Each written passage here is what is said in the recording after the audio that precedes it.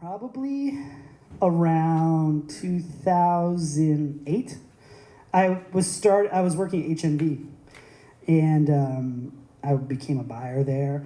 But I was still doing shows on the side. But I kind of become jaded because I got into shows to do fun, not to do fun. Sorry, to do fun.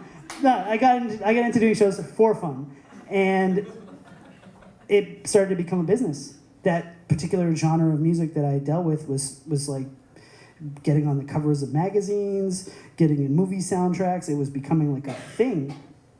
And there was a couple of shows I got burned on that I just wasn't ready. Like, it's big business now. Bands are showing up in tour buses, and they have tour managers and guarantees and split points and merch like deals. It was kind of like this trial by fire, and I wasn't ready for it. And so I was like, I'm not feeling this.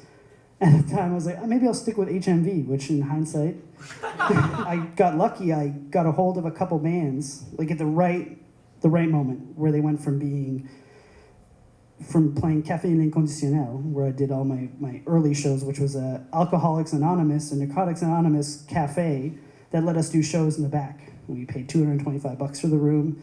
And those bands just all of a sudden like, hey, they can play Club Soda, and in some cases Metropolis. So it was just kind of like a similar effect to how I started, where I started doing a couple shows for these bands. They have agents now, which was new to me. And agents would be like, hey, you did a great show with this band. Do you want to do this band and this band and this band? And then before I knew it, I was doing 60 shows a year, which is not a lot, but a fair amount for a niche promoter.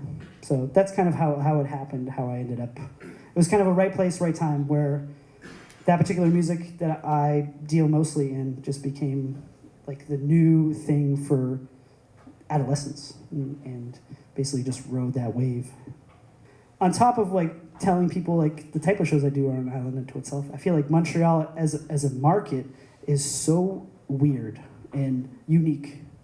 And I always joke that we're usually the last one on the bus and the last one to get off when it comes to particular bands and music styles and stuff.